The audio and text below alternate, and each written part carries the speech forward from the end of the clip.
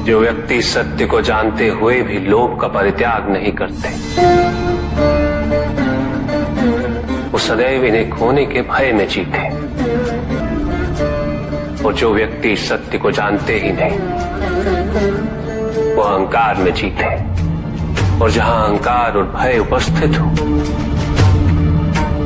वहां सुख कैसे रह सकता?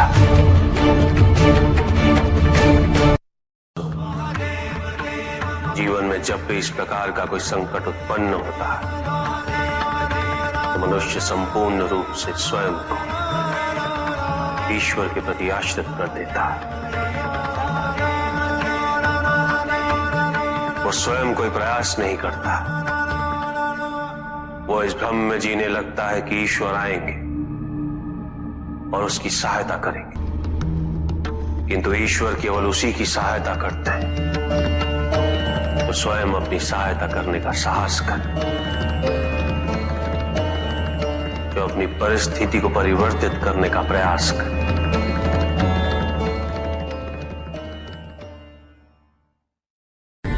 जीवन में ऐसे व्यक्ति आवश्यक होते हैं।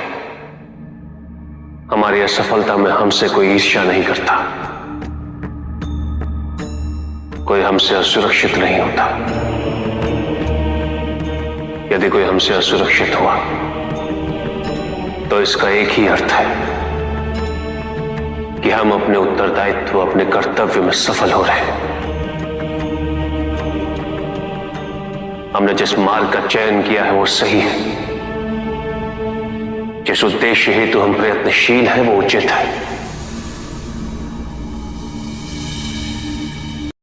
सत्य तो यही कि तुम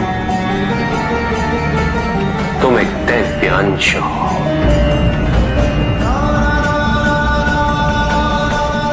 जन्मोपरांत तुम सबने अपने आप को केवल मनुष्य मान लिया,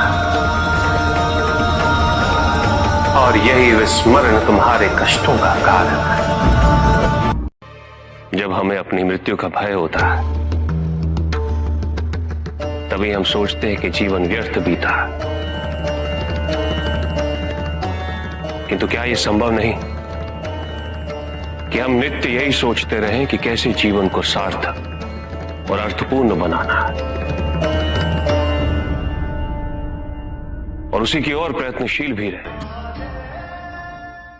मुझे ढूंढो मत, केवल पहचानो, तुम ही मैं हूं, मैं ही तुम। हर आरंभ का मैं ही अंत हूं, और हर अंत सदैव मेरा ही आरंभ होगा।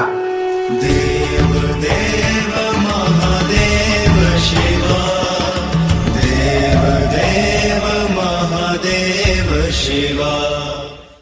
पश्चाताप का अर्थ है जो आपने किया उसके लिए पछतावा। यदि आप चोरी करते हैं तो आप चोरी के लिए पछता लेते, आप हिंसा करते हैं तो आप हिंसा के लिए पछता लेते। आपको दोष अपने दुष्कृत्य में अवश्य दिखता है, किंतु अपने आप में नहीं।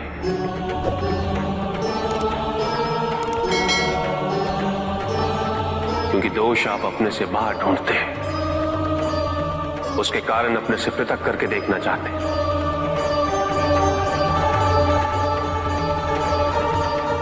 यदि आप ऐसा नहीं करेंगे तो अपने अहम को, अपने अहंकार को सुरक्षित कैसे रख पाएंगे? और इसके लिए सबसे सरल माध्यम बन जाता है पश्चाताप। तपस्या तो सभी करते हैं,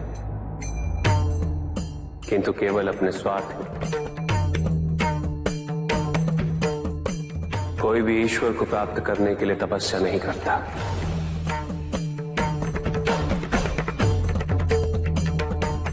कोई भी तपस्या इसलिए नहीं करता कि उसकी भक्ति उसके आराध्य तक पहुंच जाए।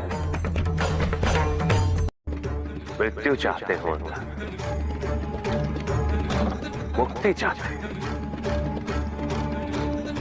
किंतु मृत्यु से मुक्ति प्राप्त नहीं।